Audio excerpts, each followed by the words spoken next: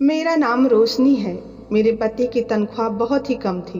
बड़ी मुश्किल से हमारा गुजर बसर हो रहा था और ऊपर से अपने 8 महीने के बच्चे के फटे कपड़े देखकर मुझे रोना आता था। मेरे पास खाने के लिए पैसे नहीं थे। एक दिन मेरी पड़ोसन ने मुझे एक बात बताई जिस पर मैं सोचने लगी कि शायद मेरे पति मुझे ये काम नहीं करने देंगे। उसने कहा कि एक आदमी है जो बहुत पैसे वाला है। उसे एक औरत चाहिए जो उसके बच्चे को ठीक तरीके से संभाल सके, उसका ख्याल रख सके, उसके बच्चे को अपना दूध पिला सके। ये सुनकर मैं चुप सी हो गई। आगे वो बताने लगी कि उसकी पत्नी उसके 2 महीने के बच्चे को अपना छोड़कर डिब्बे का दूध पिलाती है और पता नहीं क्यों वो बच्चा बीमार सा रहता है। अगर तुम उस बच्चे का ख्याल रखोगी, उसे अपना दूध दोगी, तो क्या पता वो बच्चा ठीक हो जाए और इसके तुम्हें अच्छे पैसे भी मिल जाएंगे। मैंने कहा कि मेरे पति मुझे ये नहीं करने देंगे। फिर वो बोली, तुम मेरे साथ चलो तो सही, एक बार पता लग जाए कि वो आदमी कितने पैसे देने वाला है। ज़्यादा पैसे हुए तो तुम्हारा पति भी तुम्हें मना नहीं कर पाएगा और फिर तुम्हें भी तो 2 वक्त का खाना कहाँ ठीक से मिल पाता है। इसी बहाने तुम्हें अच्छा खाना मिलेगा तो तुम्हारे बच्चे को भी तुम्हारा दूध अच्छे से मिल पाएगा। तुम्हें ठीक से खाना नहीं मिलता, इसलिए तुम्हारा बच्चा भी देखो जरा कितना कमज़ोर है। मैंने अपने बच्चे की तरफ देखा तो वाकई में उसके चेहरे पर भूख और गरीबी साफ नजर आ रही थी और मैं चुप हो गई। लेकिन दूसरे के बच्चे को अपने गोद में लेकर अपने बच्चे के हिस्से का दूध उस बच्चे को पिलाना, ये कोई आसान बात नहीं है। बहुत मुश्किल काम होता है ऐसा करना, लेकिन मैं मजबूर थी। दूसरे दिन मैं अपनी पड़ोसन के साथ उस बंगले में पहुंची। उस आदमी का घर सच में बहुत बड़ा था, बहुत अमीर थे वो लोग। उस घर की मालकिन सोफे पर बैठी हुई थी और एक स्त्री उसके नाखूनों में नेल पॉलिश लगा रही थी। उसका बच्चा रो रहा था और एक केयर टेकर उसे चुप कराने की कोशिश कर रही थी। फिर उन मेम साहब ने मेरी तरफ ऊपर से नीचे तक देखा और उस केयर टेकर से कहने लगी कि पता नहीं तुम्हारे बड़े साहब के दिमाग में क्या चल रहा है। आजकल सभी तो अपने बच्चे को डिब्बे का दूध ही पिलाते हैं जिससे बच्चों को पोषण मिलता है, लेकिन इस आदमी को तो अपनी ही बात सच करनी है। साहब बाहर आए तो इनकी बात करवा देना, मुझे थोड़ा बाहर जाना है। मुझे उन मैडम को देखकर बहुत हैरानी हुई। यहाँ आने से पहले मैं सोच रही थी कि शायद वो मैडम बीमार रहती होंगी, इसलिए अपने बच्चे को अपना दूध नहीं पिला पाती होंगी। लेकिन यहाँ आकर देखा तो वो एक तंदुरुस्त औरत थी। शायद यही होती है आधुनिक माँ, जो दूसरों के सहारे अपने बच्चे को छोड़ देती है। अपनी नन्ही सी जान को अपने सीने से लगाने की जगह उसे दूसरों के हवाले कर देती है। मैंने एक लंबी सांस ली।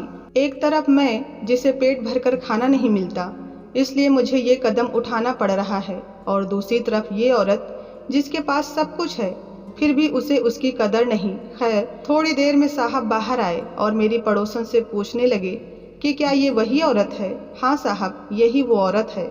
मैं तो उन साहब को बस देखते ही रह गई। लंबा कद, तंदुरुस्त शरीर, बड़ी बड़ी आंखें, गोरा रंग, घुंघराले बाल, कोई भी देखे तो बस देखता ही रह जाए। उन्होंने मेरी गोद में लिए बच्चे को देखा।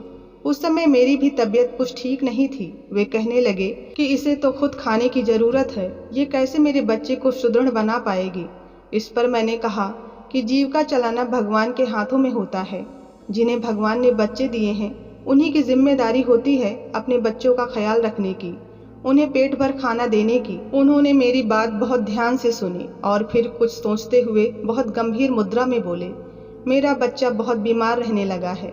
शायद उसे डिब्बे का दूध पचाने में दिक्कत आ रही है। हर एक बच्चे को माँ का दूध बहुत जरूरी होता है, ऐसा डॉक्टर कहते हैं। लेकिन मेरी पत्नी उसे उसका दूध पिलाने के लिए राजी ही नहीं थी। लेकिन मुझे मेरे बच्चे की बहुत चिंता है। मेरे लिए तो वही सब कुछ है। मेरा बेटा ही मेरी सबसे बड़ी कमजोरी है। मैंने सोचा अब लगे हाथ पैसों की बात भी कर लेती हूँ। आप कितने पैसे दे सकते हो? तुम्हें जितने चाहिए उतने, मुझे कोई परेशानी नहीं है। बस मेरा बच्चा ठीक हो जाए और मुझे कुछ नहीं चाहिए। उन्होंने मुझे हर महीने 55,000 दूंगा ऐसा कहा। इतनी बड़ी रकम सुनकर तो मुझे अपने कानों पर ही विश्वास नहीं हो रहा था। मैंने उनसे कहा कि मैं अपने पति से पूछ कर बताऊंगी। जब मैं घर आई तो अपने पति से सारी बातें बता दी। पहले तो वो कुछ नहीं बोले, लेकिन बाद में समझाने पर मान गए।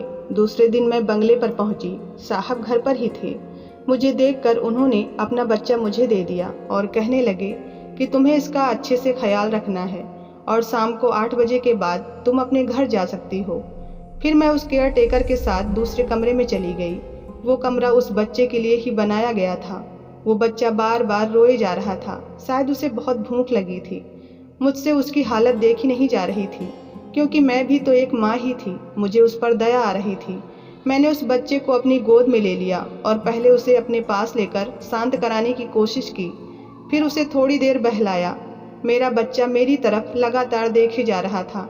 मैंने उस बच्चे को अपने सीने से लगाया और अपना दूध पिलाकर सुलाने लगी। थोड़ी ही देर में वो बच्चा आराम से सो गया, लेकिन मुझे मेरे बच्चे की अवस्था कुछ ठीक नहीं लग रही थी। थोड़ी देर बाद ही मेरा बच्चा रोने लगा, इसलिए मैंने साहब के बच्चे के खिलौने लाकर उसके अगल बगल रख दिए। थोड़ी देर बाद खेल कर वो भी सो गया। कमरे में एसी चालू था। उस कमरे का बेड बहुत बड़ा था। मैंने एक बगल साहब के बेटे को सुला दिया और दूसरे बगल अपने बेटे को सुला दिया। लेकिन फिर अगले ही पल मन में ख्याल आया कि हम लोग बहुत गरीब लोग हैं, हम उस बच्चे की बराबरी कर ही नहीं सकते। इसलिए फिर मैंने अपने बच्चे को उठाकर नीचे एक चादर बिछाकर उसी पर सुला दिया। उतने में कमरे का दरवाज़ा खुला और वो केयर टेकर अंदर आई। उसके हाथ में दूध का गिलास था और वो गिलास मुझे देकर कहने लगी कि सर ने आपको देने के लिए कहा है। फिर वो वहाँ से चली गई। थोड़ी देर बाद वो फिर आई। अब उसके हाथ में फल थे और बोली कि ये कुछ फल हैं जो तुम्हें खाने हैं। इतने सारे फल मैं कैसे खा सकती हूँ? साहब का ऐसा ऑर्डर ही है, अगर तुम्हारा खान पान अच्छा रहेगा तो उनके बच्चे का स्वास्थ्य भी सुधरेगा। ये सुनकर मैंने वो दूध का गिलास पूरा ख़त्म कर दिया। करीब 1 साल बाद मैंने गिलास भर के दूध पिया था, वरना मेरे घर में तो थोड़ा सा दूध मिला तो मिला, नहीं तो वो भी नहीं। ये सब सोचकर मेरी आंखों में आंसू आ गए।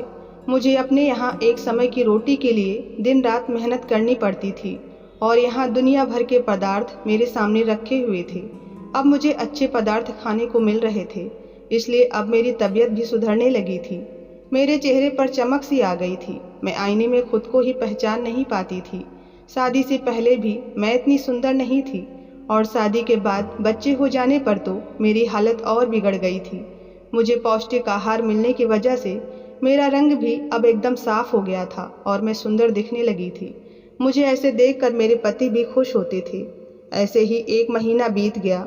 साहब ने मुझे 55,000 रुपए दिए, जिन्हें लेकर मैं बहुत खुश हुई जा रही थी। घर आने पर मैंने वो पैसे अपने पति को दे दिए। उसने उन पैसों में से कुछ घर का सामान खरीदा। आज मैंने अपने घर में पहली बार इतना सारा खाना बनाया था। मेरा खुशहाल घर देखकर मुझे भी बहुत खुशी हो रही थी। सब कुछ बहुत अच्छे से चल रहा था। मैं रोज़ सुबह उनके बच्चे को संभालने जाती और रात 8 बजे अपने घर लौट आती थी। लेकिन एक बात मेरे ध्यान में आ रही थी कि जब भी मैं साहब के बच्चे के कमरे में जाती, थोड़ी देर बाद ही साहब किसी न किसी बहाने से उस कमरे में आ जाते थे। वे मेरी तरफ बहुत ही विचित्र नज़रों से देखते थे। ऐसा कुछ दिन लगातार चलता रहा। एक दिन मैं जरा डर सी गई और उनके बच्चे को तुरंत उनकी गोद में दे दिया। उस पर वे अपने बच्चे के बारे में पूछने लग गए। मुझे उनके ऐसे व्यवहार पर बहुत अजीब महसूस होता था। आखिर वे बिना बताए ऐसे कैसे अंदर आ सकते हैं? और एक दिन मैंने उनसे पूछ ही लिया कि आप ऐसे सीधे ही कमरे में कैसे आ सकते हैं? इस पर उन्हें बहुत गुस्सा आया और कहने लगे कि देखो, मैं तुम्हें इतना अच्छा खाना खाने के लिए देता हूँ, लेकिन मेरे मन में एक शंका है कि कहीं तुम मेरे बच्चे से ज़्यादा अपने बच्चे पर तो ध्यान नहीं देती हो ना? मैं जो इतना खर्च कर रहा हूँ वो मैं अपने बच्चे के लिए कर रहा हूँ। उनकी ऐसी बातें सुनकर मैं थोड़ी असमंजस में पड़ गई। मैं सोचने लगी कि मैं अपने बच्चे को उसके हिस्से का खाना खिलाकर तंदुरुस्त बनाऊंगी, पर मैं उनके बच्चे को भूखा क्यों रखूंगी? साहब, मैं गरीब जरूर हूँ लेकिन बेईमान नहीं। तुम्हें शक होना ये तो स्वाभाविक ही है। मैं तुम्हारे बच्चे को पेट भर के आहार दे रही हूँ या नहीं, ये देखने के लिए आप किसी स्त्री को रख लो। इतना कहकर मैंने अपना बच्चा उठाया और वहाँ से निकलने लगी। साहब पीछे से आवाज़ें लगाने लगे थे, लेकिन मैंने उनकी एक न सुनी। मैं गरीब जरूर थी पर बेईमान नहीं। इतना सब कुछ सुनकर मैं कैसे वहाँ रुक सकती थी? मैं अपने बच्चे का हक उनके बच्चे को दे रही थी। यहाँ तक कि मैं उनके बच्चे को पेट भर दूध पिलाती और अपने बच्चे को खिलौने देकर ही मन बहलाती थी। साहब की बातें मेरे दिमाग से जा ही नहीं रही थी। तभी फ़ोन आया और किसी ने कहा कि तुम्हारे पति का एक्सीडेंट हो गया है। ये सुनकर तो मेरे हाथों से फ़ोन ही छूट गया। दिमाग ने मानो चलना ही बंद कर दिया हो। मैं बड़ी मुश्किल से अस्पताल पहुंची। वहां गई तो डॉक्टर ने कहा कि खून बहुत बह चुका है, उनकी हालत बहुत नाजुक है। कुछ समझ नहीं आ रहा था कि मैं क्या करूं, और थोड़ी देर बाद ही मेरे पति ये दुनिया छोड़कर चले गए। मेरा तो मानो संसार ही उजड़ गया हो। कभी मैं अपने 8 महीने के बच्चे को देखकर रोती, तो कभी अपने पति के मृतदेह को। रातों रात मेरी पूरी दुनिया उजड़ गई थी। मेरे बच्चे को तो ये तक समझ नहीं थी कि उसके पिता अब इस दुनिया में नहीं रहे। अगल बगल वाले सब बस यही कहे जा रहे थे कि कैसे अब इन दोनों का गुजारा होगा। पति ने जवानी में अकेला छोड़ दिया है और अब लोगों के सवालों से और उनकी अजीब नज़रों से बचकर रहना है। ऐसी मनस्थिति में बैठी हुई थी। 7-8 दिन बाद एक बड़ी सी कार हमारे दरवाजे पर आकर रुकती है। अगल बगल के लोग, घर में बैठी सभी औरतें उस गाड़ी की तरफ देखने लग गई। देखा तो बड़े साहब थे। उन्हें मेरे पति की मृत्यु की बात पता चल गई थी। थोड़ी देर बैठकर उन्होंने शोक व्यक्त किया और फिर कहने लगे कि चिंता मत करो, सब ठीक हो जाएगा। दरअसल मैं ये बताने आया था कि कल रात से मेरे बच्चे की तबीयत ठीक नहीं है। वो केयर टेकर के पास चुप नहीं हो रहा है। उसे तुम्हारी गोद की आदत हो गई है। कल से उसने दूध भी ठीक से नहीं पिया है। मेरे बच्चे की हालत ठीक नहीं है। तुम अगर लौट पाती हो तो सब कुछ ठीक हो जाएगा। मैं अपने किए पर शर्मिंदा हूँ। आगे से तुमसे ऐसा व्यवहार नहीं करूँगा। उस दिन मैं अपने बच्चे को लेकर ज़्यादा भावुक हो गया था। फिर वे माफ़ी मांगकर चले गए। जाते जाते वे मेरे हाथों में कुछ पैसे रख कर गए। मेरे पति अब इस दुनिया में नहीं थे, लेकिन इसमें उस निष्पाप जीव का क्या दोष। उस केयर टेकर ने फिर फ़ोन किया कि वो बच्चा बिल्कुल भी ठीक नहीं है, उसे तुम्हारी गोद की आदत हो गई है। मुझे भी अब उस बच्चे की चिंता होने लगी थी। आखिर मैं भी तो एक माँ ही थी। दूसरे दिन मैंने साहब को फ़ोन किया और साहब ने एक गाड़ी भेजी। मैं साहब के घर पहुंची। देखा तो सच में उस बच्चे की हालत बहुत ख़राब हो गई थी। मैंने उस बच्चे को जैसे ही अपने गोद में उठाकर सीने से लगाया, वो बच्चा शांत हो गया। मैं उसे अपने सीने से चिपकाकर अपना दूध पिलाने लगी तो वो थोड़ी देर में ही मेरी गोद में सो गया। उसने मेरा स्पर्श पहचान लिया था। उसे अब मेरी आदत हो गई थी। साहब ने जब ये देखा तो वो खुश हो गए। एक दिन साहब कहने लगे कि अगर तुम्हें बुरा न लगे तो एक बात कहूँ। जी साहब, कहिए। तुम जो रोज़ आना जाना करती हो, उससे अच्छा तो तुम यहीं रुक जाओ। मैं तुम्हारे लिए एक कमरा खाली करवा देता हूँ। मैंने बहुत देर तक सोचा और फिर इस बात के लिए राजी हो गई। साहब अब जो कुछ अपने बच्चे के लिए लाते तो मेरे बच्चे के लिए भी कुछ न कुछ लेकर आते। और मेम साहब अपनी पार्टियों में व्यस्त रहती। कभी कभी तो कई कई दिनों तक विदेशों में घूमती रहती। उन्हें अपने बच्चे की बिल्कुल भी चिंता नहीं थी और ना ही अपने पति की। और दूसरी तरफ मुझे मेरे बच्चे को देखकर मुझे बहुत बुरा लगता था कि इतनी कम उम्र में उसके सर पर से पिता का साया हट गया है। एक रात साहब के बच्चे को बहुत बुखार था। रात भर वो बच्चा सो नहीं पाया। वो केयर टेकर जो थी उससे भी वो चुप नहीं हो रहा था। थोड़ी देर बाद उसने मुझे जगाया। मैंने उस बच्चे को बुखार की दवाई दी, उसके सर पर पानी की पट्टियाँ रखी। जब बुखार कम हुआ तो फिर मैंने उसे अपना दूध पिलाया। दूध पीते ही वो बच्चा गहरी नींद में सो गया। मैं रात भर उसे अपनी गोद में लेकर बैठी हुई थी। देर रात साहब जब कमरे में आए तो मैं उस बच्चे को गोद में लिए बैठी थी। तभी साहब मेरे सामने नीचे ज़मीन पर आकर बैठ गए।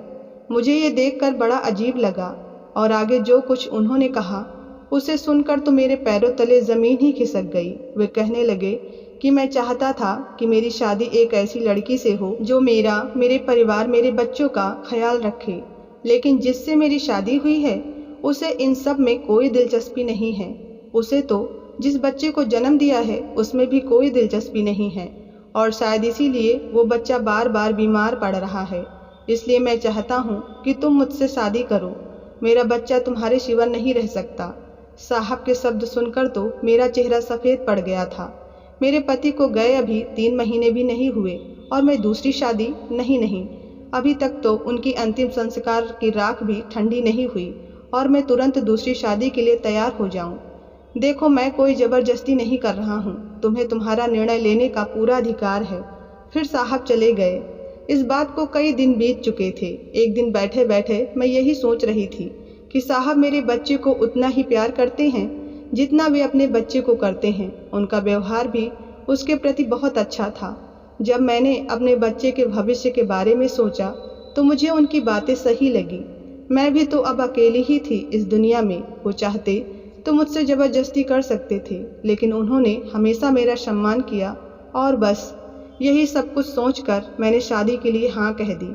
जब ये बात बड़ी मैडम को पता चली तो दोनों में बहुत लड़ाई हुई और साहब ने उनके मुंह पर तलाक के पेपर्स फेंक दिए। मैडम ने अपने मायके से गाड़ी बुलाई हुई थी और साहब से ये कहकर कि मैं तुम दोनों को छोड़ूंगी नहीं, ऐसा कहकर वहाँ से चली गई। बाद में पता चला कि वे हमेशा के लिए लंदन चली गई हैं। कुछ दिनों बाद हमने सीधे साधे तरीके से शादी कर ली। बुरा बस इसी बात का लग रहा था कि अगर मैडम थोड़ा भी ध्यान अपने बच्चे और पति में लगाती तो आज ये नौबत नहीं आती। और तो और उन्होंने जाते समय भी पलटकर अपने बच्चे की तरफ नहीं देखा और ना ही आज तक एक फ़ोन किया उसके बारे में जानने के लिए। मैं दोनों बच्चों को समान मात्रा में प्यार करती हूँ, क्योंकि एक की मैं देव की माँ हूँ तो दूसरे की यशोदा माँ। तो आपको ये कहानी कैसी लगी कमेंट में ज़रूर बताएं।